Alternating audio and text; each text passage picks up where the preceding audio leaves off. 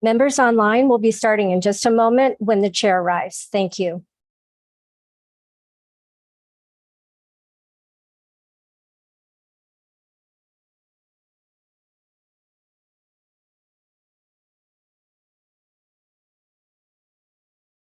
Mute. Okay, and you can just mute or mute it. Okay. Come on, bud. Is the sound up? I can't hear anybody. Maybe they didn't start yet.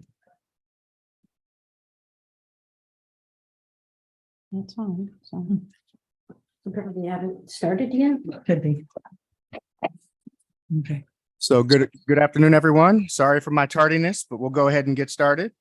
I'll call the meeting to order.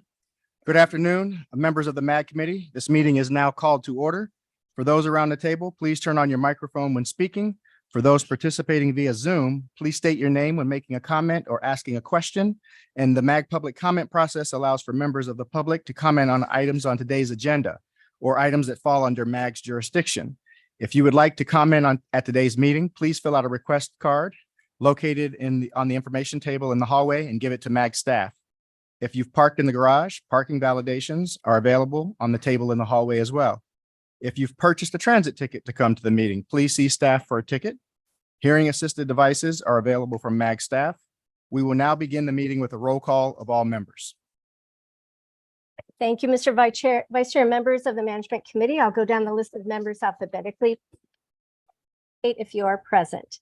Patrick Banger. Present. Thank you. Jeffrey Barton. Present. Thank you. Jean Blackman. Present. Thank you. Scott Butler as proxy for Chris Brady. Present. Thank you. Andrew Ching. Present. Thank you. Ron Carbon. Present. Thank you. Dan Cotterman. Present. Thank you. Henry Darwin. Present. Thank you. Philip Dorchester. Crystal Dykes. Terry Dyrick. Stephen Erno. Here. Thank you. Bruce Gardner. Present. I'm sorry, Bruce Gardner. Present. Thank you. Rachel Goodwin. Present. Thank you. Benjamin Bitter is proxy for Rick Horst. Here. Thank you. Rosa Inchausti. Present. Thank you. Suzanne Jones. Present. Thank you. Jeff Kulaga. Present. Thank you. Leo Liu. Present. Thank you. Russ Martin. Here. Thank you. Reyes Madrano. Present. Thank you. Jessica Mefford Miller. Present. Thank you. Jennifer Jack as proxy for Brian Myers. Present. Thank you. Kevin Phelps. Present. Thank you. Jen Pekorski. Matt Busby as proxy for Bryant Powell. Present. Thank you. Wynette Reed. Bill Murphy as proxy for Jim Thompson. Here. Thank you.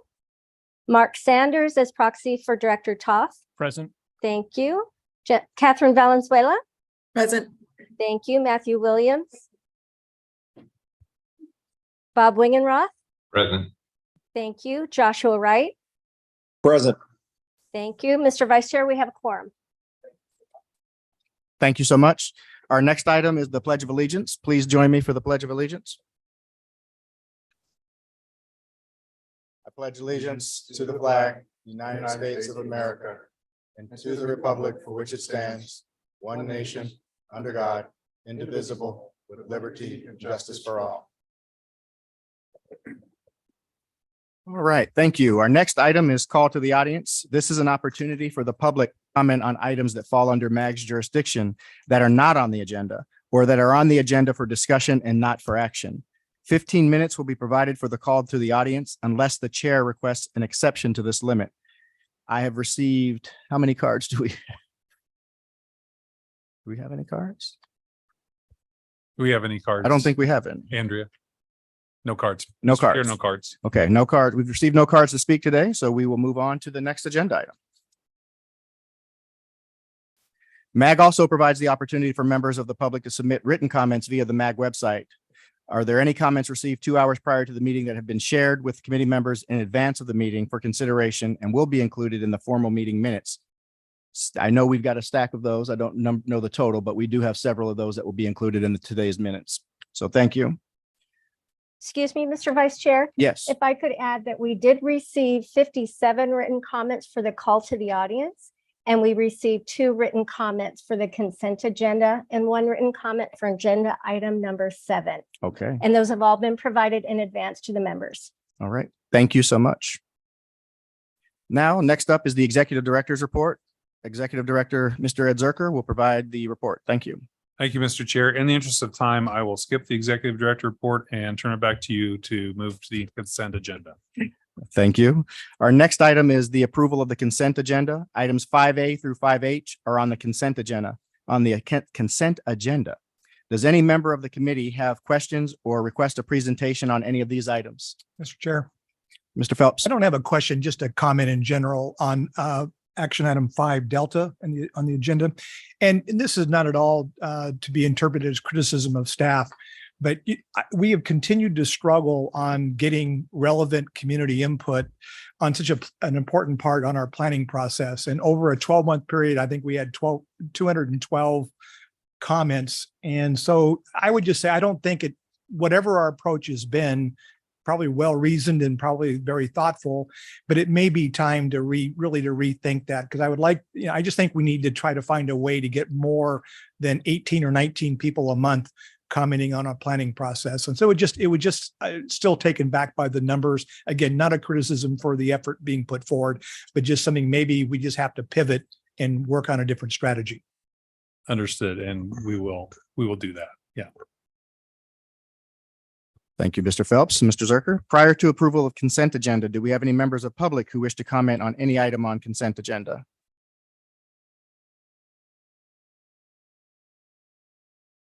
Hearing none, we move on to the next. Staff, have we received any online written comments for the consent agenda? Thank you, Mr. Vice Chair. That one, we did receive 2 written comments on the consent agenda. And those have been provided to members correctly? Correct. Thank you. Is there a motion to approve consent items 5A through 5H? Move to approve. Thank you. Motion to approve and second? Can you list those names for me, please? Sure. Mr. Vice Chair? Mr. Emo was the motion and Mr. Kulaga was the second. I think Thank you. I was. Oh, I'm sorry. Mr. I'm honored though that My apologies. I wasn't looking. I was going off voice. Mr. Or no, So Mr. Erno. Yeah. And Mr. Madrano was the second. Sorry about that.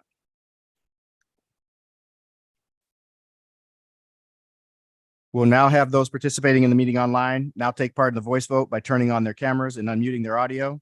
We need to see the faces of everyone to participate in the voice vote. This is to speed up the voting process. For those who cannot or do not want to turn on their cameras, staff will conduct a roll call vote. Staff will only call on those virtual participants who did not turn on their camera. Members, please leave your cameras on until after the roll call vote so that staff can count the people's names whose cameras are not on. Can I have the voice vote of those in the room and those online? Those in favor say aye. Aye. Those opposed say nay. Thank you. Members, leave your cameras on. Staff, can you take a roll call vote of the members participating virtually who did not turn on their cameras? Thank you, Mr. Vice Chair. Suzanne Jones, how do you vote? Aye. Thank you. And Mr. Neese, are you online? Thank you, Mr. Vice Chair. The motion passes. Thank you. Next up is item 6, recognition of October as Domestic Violence Awareness Month. Item number 6 is on the agenda for recommendation of approval. Ed, would you want to introduce this item?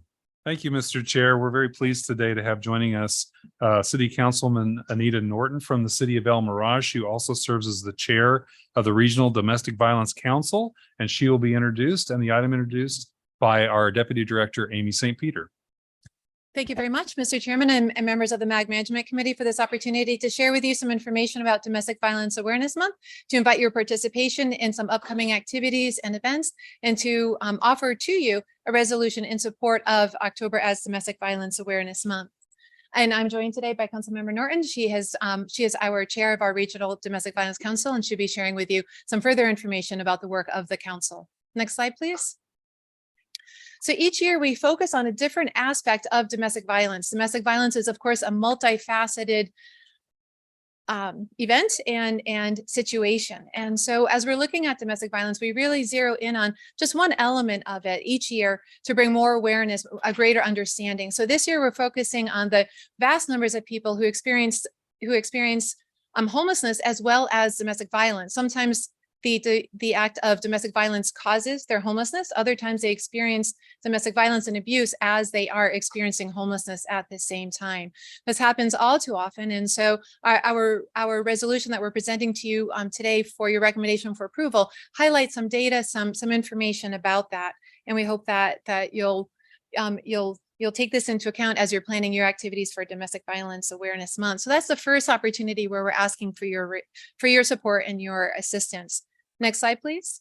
The second is on letting us know what events you're having during October as Domestic Violence Awareness Month. If you need any assistance with planning events, hosting them, staffing them, please do let us know. We're happy to assist you with that. But we do hope that you'll let us know when you're having those events so we can put them on the regional calendar. It's important to be able to offer this regional calendar that's inclusive of your events. One, so that we can highlight the great work that you have underway. And also two, to demonstrate a really strong showing of support of Domestic Violence Awareness Month across the entire region. So as you plan those events, please do let us know. There is a form that you can fill out on the MAG website, or just give us a call, send us an email. We're happy to enter that information for you. That's the second area where we're asking for your support today. The third area you can see pictured on the screen, and that is with lighting your buildings on purple. It could be a municipal building, it could be a water tower, something that some visual sign that you can give demonstrating your support of raising awareness about domestic violence. It helps people to know that they're not alone, and it helps to demonstrate your strong support for holding abusers accountable and for keeping people safe in our communities. And this issue really does truly affect everyone in at all communities throughout the region. At this point now, I'd like to turn the podium and the mic over to Councilmember Norton to share with you some further information about this year's activities, as well as some information on the work of the MAG Regional Domestic Violence Council. Thank you, Amy. The number of those who experience homelessness as a result of fleeing domestic violence is staggering. The situation can be further complicated if the survivor is fleeing with children or pets. The emergency and permanent housing options become more limited, and there are insufficient resources to meet demand in our region. Next slide. The good news is that we know how to help survivors of domestic violence and to identify protective factors in our communities. Promoting opportunities in your communities where individuals can connect with existing medical, behavioral health, housing, and financial services can help families. Next slide.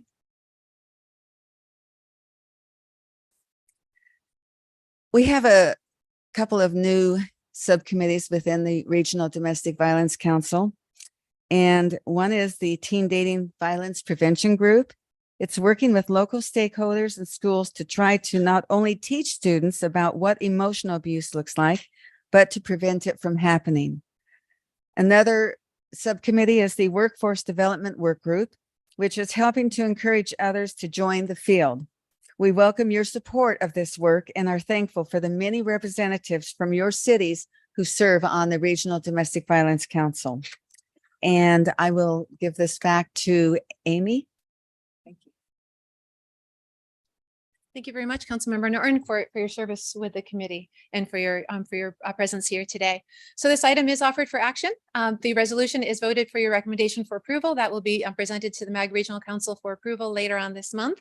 And we're available to answer any questions that you might have, and also to invite you after the action is taken, then to join us in the middle of the room today, either as you're seated or if you'd like to come sit in the middle for a photo. We'll make this photo available to you so that you can share this on social media as well. Chair, back to you. Thank you. Thank you, Councilmember Norton and Amy. Do any of the members of the committee have any questions or comments? Hearing none. We have a motion on the item. I'll make a motion. Great. Motion. Second. We'll have those participating in the meeting online now take part in the voice vote by turning their cameras on and unmuting their audio. For those who cannot or do not turn on their cameras, staff will conduct a roll call vote. Members, please leave your cameras on until after the roll call vote so that staff can count the people's names whose cameras are not on. Can I have a voice vote of those in the room and those online? Those in favor say aye. Aye. Opposed, say nay. Okay, members, leave your cameras on. Staff, can you take a roll call vote of the members participating virtually who did not turn on their cameras? Thank you, Mr. Vice Chair. Suzanne Jones, how do you vote? Aye. Thank you. And Mr. Chair, can you repeat the names of the first and second for the motions? So Jessica Medford Miller was the first, and who was second? I think it And was. Andrew was second. I'm sorry about that. I need to Thank you, do better. Thank you very much, and the motion passes. Thank you. So now members are requested to wear purple today. So now we'd like the members to gather for a photo. Let's stand behind the middle where Andy Kelly's Dur- going to stage manage us to get to the right place. Everybody come in.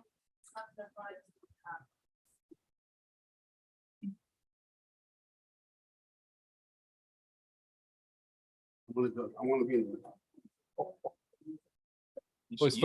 Always fun to see how well.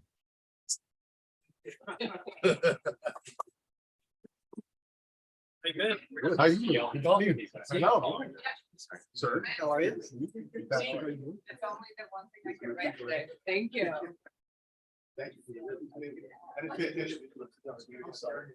Oh, God. That almost seems to be the standard sometimes. Mr. Chair, we'll have you.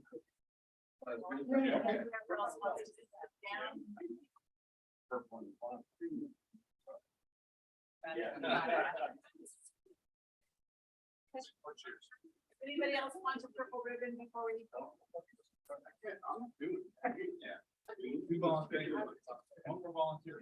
There we go. It works. It works. We need one more person to sit out down in front of me.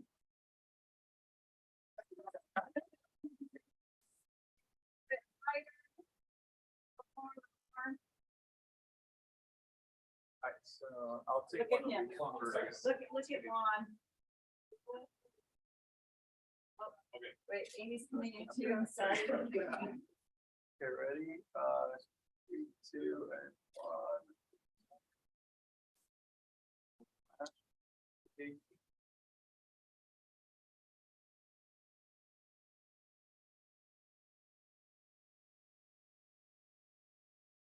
Thank you all.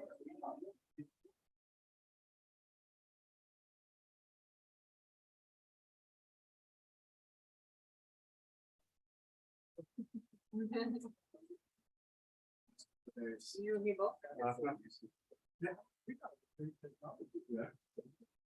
It was. Yeah.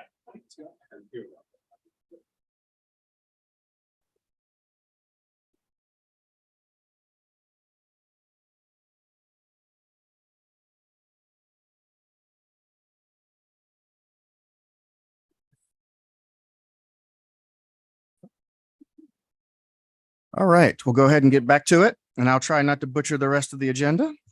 Item number 7 is on the agenda for recommendation. It's the MAG Regional Electrification Readiness Strategic Plan. Mr. Zerker, will you introduce this item? Thank you, Mr. Chair. That is a mouthful, but it is something that was requested by our policymakers over a year ago. So we're pleased to bring that to you today for action. It is important as it sort of establishes a foundation for some of the future items that we're going to deal with. And I know many of you are working in your own cities on electrification studies. So this will be presented today by Kara Nasser from our transportation planning staff. Kara? Thank you, members of the management committee. Pleased to be here today to present this item to you. Next slide, please. So I wanted to provide a quick overview. This study was directed by the MAG Regional Council last spring. It's important because EV adoption is significant in our region. It's faster than the national average, and it's occurring across the nation at a faster rate than initially anticipated. We currently have about 42,000 EVs registered in our region as of fiscal year 2022. And our EV industry is growing. We are home to several EV and battery manufacturers in our region, including LG and Queen Creek, Core Power in Buckeye, and the Nikola Corporation in Coolidge. So this study was really intended to prepare our region for an increasingly electric future. Some key outcomes are a siting analysis to identify the gaps in needs that exist, and the identification of funding opportunities to ensure that we can get our fair share. And also we found that coordination and collaboration is a critical part of this study and process. Next slide, please. So this is just an overview of the strategic planning process that we went through. We kicked off in September of last year, and we just wrapped up last month the final plan, which is in draft form and for acceptance today. Next slide, please. So we worked closely with our member agencies. This was a highly member agency driven process. I just want to highlight that they really anchored this study with their engagement. We also coordinated with utilities. We conducted interviews with our utilities in the region. We really wanted to understand their current efforts and challenges. And also we worked with partners that were outside of our organization and our member agencies. We really were looking for input from them on the strategies. And we wanted to build a foundation for strategic partnerships because a lot of our collective outcomes for this study rest with our utilities and partners, and we would not be able to carry out the strategies of this plan without them. So some of those partners included members from organizations like the Arizona Commerce Authority, the ASU Center for Energy and Society, the Arizona Department of Environmental Quality, and General Motors. Next slide, please. So you might remember this graphic from last spring when we first kicked off this effort, but I just wanted to refresh on some charging basics. So we have level 1, which delivers household amount of power, which is good for charging at home overnight or at private businesses. So you'll often find this type of charger there, or long-term overnight parking lots. Next. We have level 2 chargers, which are the most popular public-facing options because they balance costs with speed. So this delivers electricity with a little bit more speed, and these will be found in places like public settings and workplaces, places where people run errands and might be parked for just a little bit longer. Next. Then we have level 3 chargers, which are direct current fast chargers. They are by far the most expensive, but they are best suited for use along highways where people can power up pretty quickly. In public applications, you'll find banks of these chargers. The costs, as you can see, are highly variable, and these costs are illustrative, I just want to note, and they do not include costs such as operations and maintenance or proprietary costs that are associated with things like software and hardware. Next slide, please. So for part of the study, of course, we wanted to identify the gap or need that we have in this region. And so what we found is that we need about 37 times what we have today in level 2 chargers, public facing, and about 60 times what we have today for direct current fast chargers. I will note that we modeled this charging demand using the OVERVIE Pro Lite tool that was developed by the US Department of Energy. Next slide. So part of this study, a high priority that was identified by our elected officials, was a siting plan. This was intended to coordinate efforts in infrastructure placement. Really, at the end of the way, we want to avoid duplication of where we're placing chargers. So the approach that we took was that we wanted to identify areas that have high demand based on factors like population density, employment density, and charging gaps. These factors highly aligned with what the federal requirements are for many of the funding opportunities. So this map is an aggregate result of all of the criteria, but charger placement will ultimately depend on member agency priorities and, of course, local conditions. So this example weights the criteria equally, as I mentioned. I just want to point out the top locations for level 2 charging ports, which came out in Central, Midtown, and North Phoenix, Tempe, and Mesa. So this makes sense when you consider what level 2 chargers are best utilized for, things like workplace charging. So you can think about it as the need exists where people are living and working. Next slide. So similarly, we carried out an analysis for direct current fast chargers. We looked at the similar goal criteria. Again, I want to note that this placement could change based on local priorities and conditions. So again, for this high level analysis, we weighted all the criteria equally. And you can see that these high need locations are located along our freeway system, including the I-10, 17, and US 60. And again, this makes sense when you consider the application of fast chargers that is best suited for use along freeways. Next slide, please. So I just wanted to touch on the content of our plan. We have best practices, market trends, and future needs, member agency existing efforts, existing conditions, funding opportunities, and strategies included in the plan. Next slide. And so touching on some of our key strategies, next. We were looking to implement policies that encourage utilization of the region's clean energy resources and energy surplus. We have an abundance of daytime solar in this region, so there is a great opportunity for that to support EV charging needs. Next. Train the local workforce via local apprenticeship programs with community partners to support a growing EV market. One thing that we found in the study is that there's a significant gap in the workforce to support electrification. Next. We want to align our efforts for federal grant opportunities with those communities that are interested and help identify the project types that can best compete for and capture federal funding. And next. And ultimately deploy and install infrastructure and chargers that support our regional plan goals. Next. So in order to fund the installation of these chargers, we need we need to find funding. So we've identified some key opportunities here that could do so in this region. So there's a couple discretionary grant opportunities, the first being the low or no emission bus program. I wanted to highlight here that Phoenix and more recently Valley Metro has been successful in securing this funding. And also the charging and fueling infrastructure grant program, which was a major reason why this study was requested by our elected officials. So we heard that you wanted to be well positioned to chase this funding.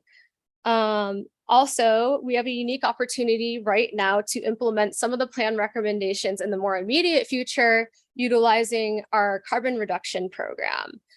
This presents an opportunity to invest in some of our air quality issues. And we actually will have a presentation by my colleague, Patrick Save, following this one that will talk more about this, and we'll be seeking your feedback today on that. Next. So this is on your agenda today for recommended acceptance, and I'm happy to answer any questions at this time. Thank you. Thank you, Kara. Do members of the committee have any questions? Sure. Mr. Phelps. Yeah, just a couple of comments. First of all, this is the right timing to be having this discussion. So I compliment the agency for kind of moving forward in this. I have really kind of two comments. And I fully understand that this is really focused on public infrastructure to support the EV. But I just want to, I think as part of what MAG can also continue to advocate for within the industry is really getting our residential properties ready for this. We did a study, we worked with our largest development master plan community in Glendale 3 years ago and dealt with 5 national home builders. And they determined the cost to put a 240 volt outlet in a garage to be less than $100. And so we worked with them to incentivize them by helping to promote the fact that they were EV ready. So I think one thing we should be thinking is that you can only build so much public infrastructure. It's very expensive. You showed that a level 2 charger from $4,000 to $7,000 range, a typical level 2 charger is under $500. And if you can have it built in and have a plug in your garage, the cost goes considerably lower.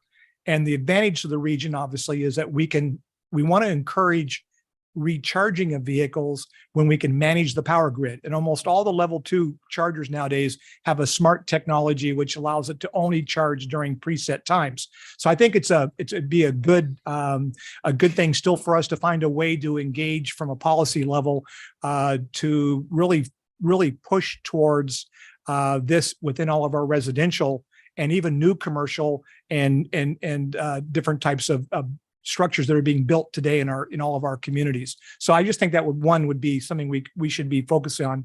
The second thing is that this organization really does a great job of not only looking at immediate issues, but we also have a really long range component. And 400E is a great example of a 25-year plan where we're looking 25 years down the road. So my next comments is really, I understand is long range, but I think it's something that we need to be looking at as a region. And that is really around the infrastructure for hydrogen.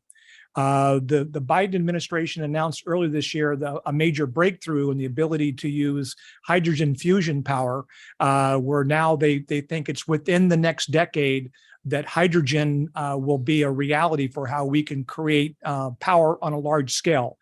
That's going to require a certain amount of infrastructure support to be able to do that. And I just think from a planning perspective, as we talk about electrification, hydrogen is the most efficient conversion of energy to electricity is hydrogen.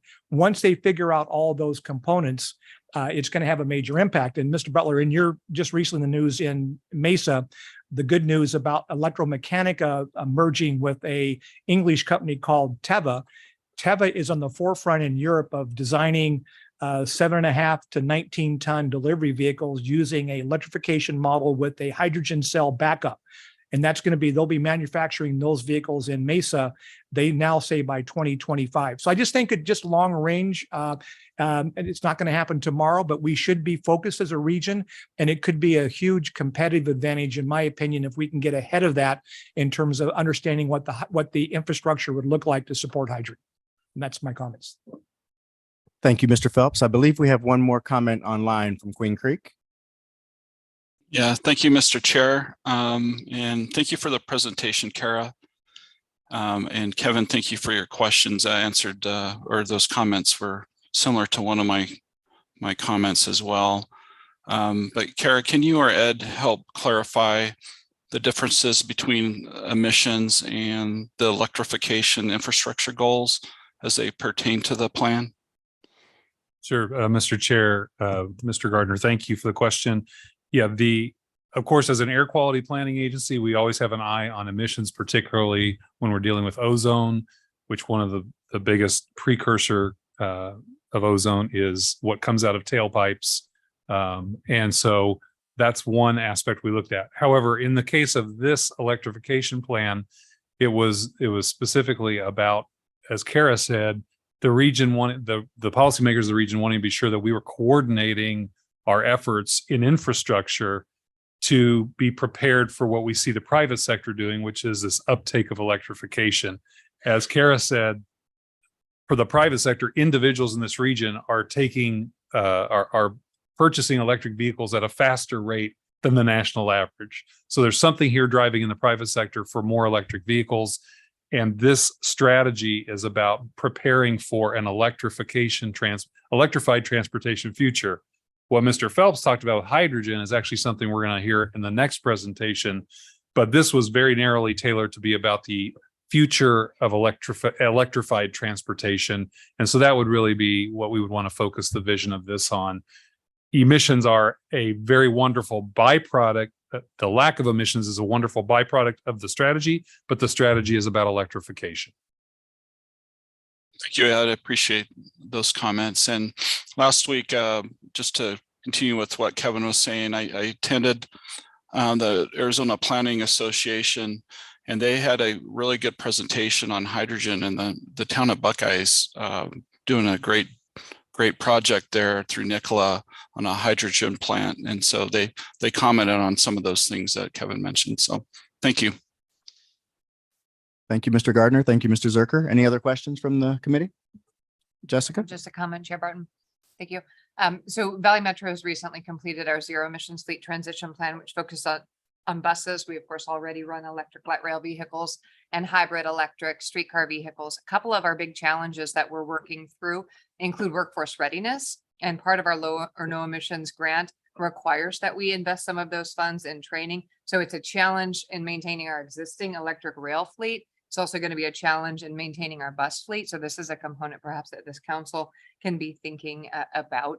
And then with respect to hydrogen, in our fleet transition plan, we focused on battery electric as our initial zero emissions bus propulsion system of choice because of the cost at this time of hydrogen. Recognizing though that hydrogen might fare better for us long term, especially given our climatic environment here in the valley. But our challenge is supply in the near term. So as we think about investing in businesses and industry across the valley and nearby, having that ready hydrogen supply is a critical barrier that if we could overcome that, it would be to the benefit of our emissions.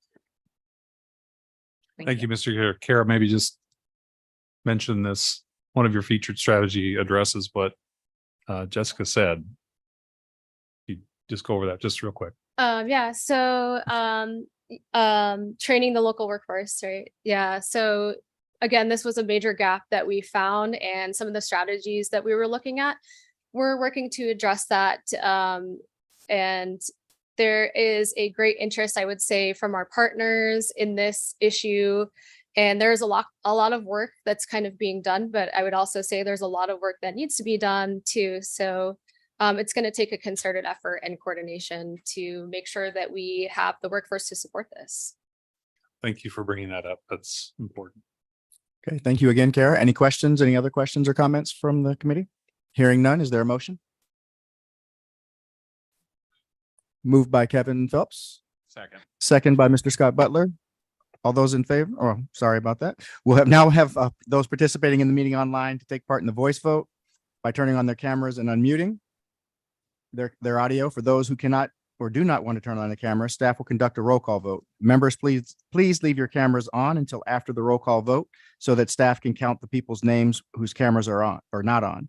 Can I have a voice vote of those in the room and those online? Those in favor, say aye. Aye. Aye. Those opposed, say nay.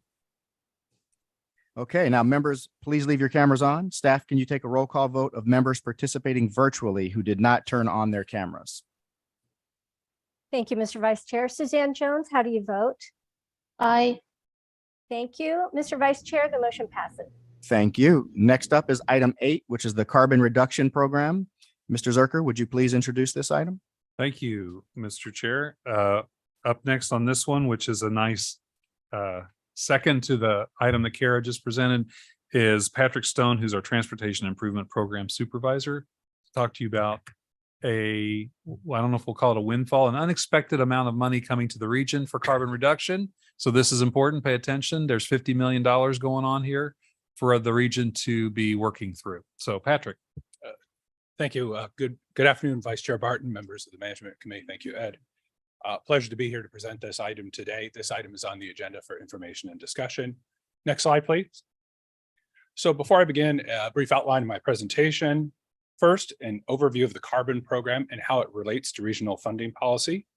Next, I'll go over eligible activities and applicability to regional ozone issues. I'll then look at a possible recommendation for programming the funding and then outline next steps. Next slide, please. And one more. So in November 2021, the Infrastructure Investment and Jobs, I hate them names, Jobs Act was passed. Included in the IIJA was new federal formula programs, one of those being the carbon reduction program.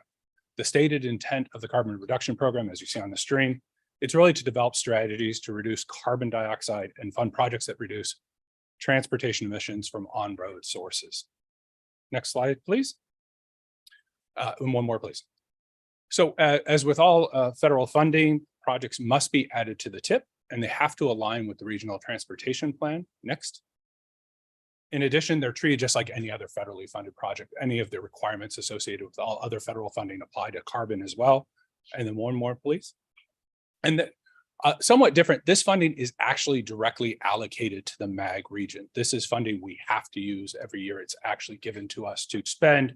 It's not something we compete for. It's actually directly allocated as part of IIJA. Next slide, please. So I wanted to kind of set the context of carbon in relationship to the Regional Strategic Transportation Infrastructure Investment Plan, or the RSTIP. As I noted, the carbon reduction program was part of IIJA, which was approved in November of 2021. This plan, the RSTIP, was actually approved by Regional Council back in June of 2021. So as you can see, the RSTIP was actually approved in advance of IIJA. When we developed the RSTIP, we considered at that time all available regional funding sources, including the half-cent sales tax, highway user revenue fund, and federal formula funding that's either directly allocated to the region or allocated to the region through ADOT. Sorry about that. So given that, the region needs to develop a plan to come up to use the carbon reduction program. Next slide, please. Thank you. I'm not going to read this list. As you can see, there are numerous eligible activities. There are actually 16 activities. They're not 16 on the screen. We combined some of them to make it easier for you to see that. One thing to note, most of these activities are actually currently eligible under federal formula pre-IIJA. So there was many of these that were actually already an eligible activity. Those that weren't, and I kind of wanted to focus on as part of this presentation, alternative fuel vehicles, environmental impacts of freight movement, and then also energy efficient lighting and devices. Next slide. So you just saw this slide, but I want to bring this slide back, and I really want I'm going to set the table for a couple slides in the future, but it's really emphasizing what the carbon reduction program is intended to do. It's intended to reduce transportation emissions from on-road sources. Another way to say that, tailpipe emissions. Next slide. You've seen this slide before. Tim Franquist, our environmental director, has presented this previously, talking about where the region is as far as the ozone non-attainment scale. Currently, we sit in moderate, second from the left, trending into the serious category sooner than later. And one thing, and you can see it bolded on the slide and why it's germane to this presentation. If we move into the serious non-attainment, there's a requirement of a 3% annual ozone reduction until we meet attainment. So we have to do something there. Next slide. So moving further into the ozone conversation, one of the precursors of ozone is the oxides of nitrogen. As you can tell by the graphic on the screen, two of the most prevalent sources are tailpipe emissions from vehicles and freight. So where that comes and where I'm going with this is if you have a project that reduces carbon dioxide and reduces tailpipe emissions, you're going to reduce nitrogen oxides and you're going to reduce the formation of ozone. So essentially, projects we fund have the opportunity to, well, I don't want to say it, solve two issues with one funding source. Next slide, please. Oh, thanks. So before we talk about the recommendation, we had some considerations in mind to come up with this recommendation. First was, and part of why I talked about the RSTIP, are we already funding some of these eligible activities through that RSTIP? Second, how easily can these projects be implemented? These are federally funded projects. Federal funds come with federal requirements, both in terms of administrative costs and just pure cost of the project. And then finally, and third, and why I keep emphasizing this, are there benefits to the regional ozone levels? Next slide. So apologize how busy this chart is. So essentially, this chart takes those three considerations and overlays them against those eligible activities. And what we were really looking at was, first, what things are eligible that we're not currently funding? Second, of those items that are eligible, how easily could they be implemented within the region? And a third, and I think this is just it makes sense, how many of these eligible activities would also have an impact on ozone? And as you can see, most of them do. So one thing we were looking for was alignment, where we had check boxes in all of the columns. The one we have is really looking at alternative fuel vehicles and infrastructure as being the only options not funded or scheduled for funding that could be easily implemented with associated ozone benefits. And to kind of the comment earlier, in the carbon program, when they talk about alternatives, they're really looking at EV and hydrogen fuel cell. So it's not specifically just EV charging, it is EV and hydrogen. Next slide, please. So the recommendation that we're making is to actually proceed with allocating funding towards EV charging infrastructure, kind of in support of the electrification readiness plan you saw earlier. But in addition, to also look at putting funding towards EV and hydrogen fuel cell transit vehicles and also associated infrastructure. Next slide. So first, I want to talk about EV and why we are recommending EV. So currently, there is actually a federal formula funding program for EV, the NEVI program. That gets allocated directly to ADOT. So it's administered at the state level, not at the regional level. One thing about that funding, it has to be used on an alternative fuel corridor. Currently, all of those corridors are the interstate system. And ADOT's focus is looking at the statewide interstate system and then gaps on that system. And we don't anticipate that there would be siting within the MAG region. That being said, the carbon funding presents a unique opportunity to actually address regional needs. As I mentioned previously, it aligns with the regional electrification readiness strategic plan that you recommended for acceptance earlier in the previous agenda item. And our recommendation is to allocate 60% of available carbon funding towards this strategy. Next slide. Transit capital. So currently the region funds all transit vehicles through Prop 400. 80 to 85% of that funding either comes from the half-cent sales tax or it comes from federal transit formula funds. To date, we've used it to fund conventionally fueled vehicles. There's a lot of regional interest, as Ms. Medford-Miller noted, in transitioning to alternative fuel vehicles, either EV or hydrogen fuel cell. And the one thing we're looking at here is using carbon funding to narrow that gap. We do know that alternative fuel vehicles cost substantially more than a conventionally fueled vehicle. And the intent would be to use the balance of funding, or 40%, to conduct a multi-year pilot to cover the additional costs and also to conduct a study to see how well these vehicles actually perform in our region. Next slide. So next steps, where are we at today? September, we're going through the policy committee, hopefully getting direction from you about where we should take this program. In the intervening time, we'll certainly look at developing the program parameters and associated policies. In November, we would intend to bring this back through the committee process, seeking formal approval. And then if all is successful, early next year, do a call for projects to actually start programming the funding. Next slide. And with that, Vice Chair Barton and members of the Management Committee, that concludes my presentation. Happy to take any questions. Thank you, Patrick. Do we have any questions or comments? Mr. Cotterman? Sure. Thank you. Thank you for the presentation. I just want to ask a question about the public investment in electric vehicle charging. Is the goal to have the public agencies own public EV chargers, or is it to help facilitate for private sector to run and own them? Like, for example, we don't manage gas stations. So I'm just kind of curious, what is the intended future role of government with public EV chargers? Vice Chair Barton, Mr. Cotterman, a great question. I think that's something that's still to be determined. I know in hearing how ADOT is utilizing their funding that has and who's going to be responsible. But I think as we develop these policy documents, that'll guide what types of projects we would be looking to fund.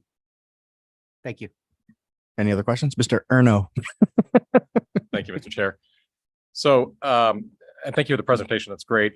I'm curious about, one of the challenges we have in Wickenburg is we actually have our own electric utility company. I know Mesa does as well.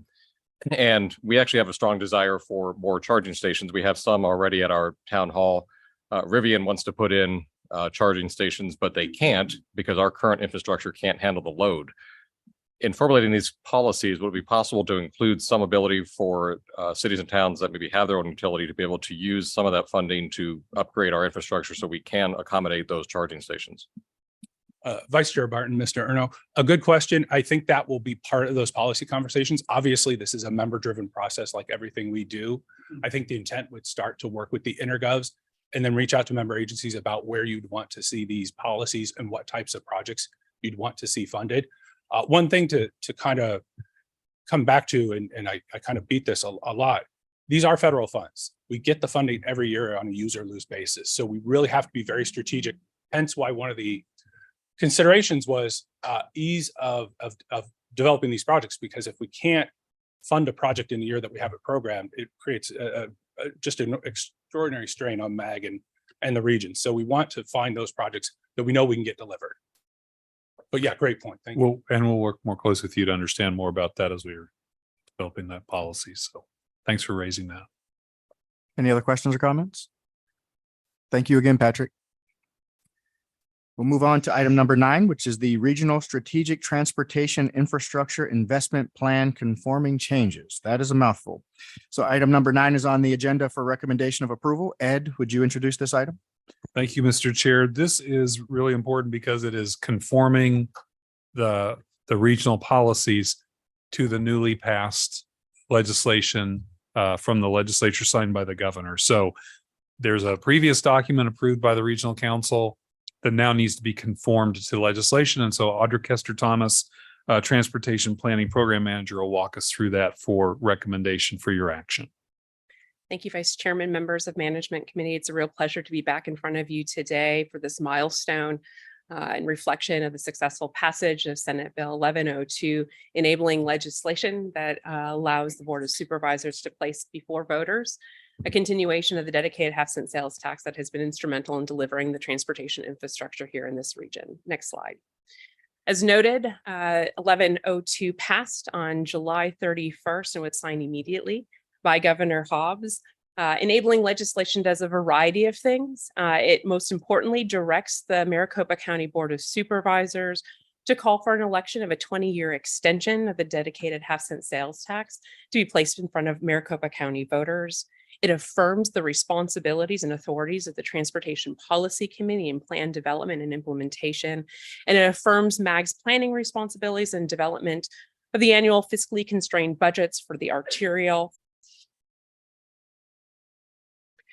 I think it's important to note what a success this is and really a contribution from all of you who were early in this process in plan development, and of course, the importance of our elected officials in ultimately delivering this solution for the benefit not just of this region, but quite frankly, the state of Arizona. By delivering successful enabling legislation, we put before voters a really important 20-year investment plan that'll ultimately complete critical freeway linkages, including SR 30, I-17, completing Loop 303 and SR 24 in the Southeast Valley, and widening of the Maricopa County portion of State Route 347, nearly doubling the amount of funding the region contributes towards expanded and improved bus transit throughout the region, partnering with member agencies in their endeavors to expand high capacity transit, investing in over 1,000 miles of new arterial roadways, improved arterial roadways throughout the region, and then supporting investments in a variety of other areas that are important to this region, including emerging technologies, safety, ITS, and non-motorized infrastructure. Next slide. So with that, the recommended action before you today is recommended approval of the conforming changes to the Regional Strategic Transportation Infrastructure Investment Plan. With that, Vice Chairman, that completes my presentation. Is there any questions? Thank you, Audra. Do we have any questions or comments from the committee? Seeing none. Thank you, Audra. So is there a motion to approve item number 9? Oh, Reyes, you got a question? Nope. Oh, move, you're moving. Okay. So moved by Mr. Madrano. Is there a second? Second by Mr. Kulaga. So the motion has been properly approved and motioned. We have those participating in the meeting online now take part in the voice vote by voting on their cameras and unmuting their audio. For those who cannot or do not wish to turn on their camera, staff will conduct a roll call vote. Members, please leave your cameras on until after the roll call vote so that staff can count the people's names whose cameras are not on. Can I have a voice vote of those in the room and those online? Those in favor, say aye. Aye. Aye. And those opposed, say nay. Now, members, please leave your cameras on. Staff, can you take a roll call vote of the members participating virtually who did not turn on their cameras? Thank you, Mr. Vice Chair. Suzanne Jones, how do you vote? Aye. Thank you. Mr. Vice Chair, the motion passes. Thank you. Next up on the agenda is agenda item number 10, the legislative update. MAG Executive Director, Mr. Zerker, will present the update. This item is on the agenda for information and discussion only. Mr. Zerker? Mr. Chair, the legislature's on recess, and so are we on this report. So we'll move on to the next item. Very good. Next up on the agenda is item number 11, which is a request for future agenda items. Are there any requests by a management committee member for an item on a future agenda?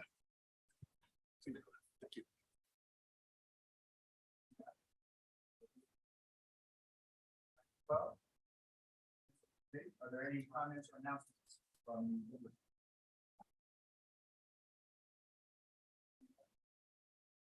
that being said, we'll adjourn the meeting. The next meeting will be on October 11th at 12 p.m. No further business.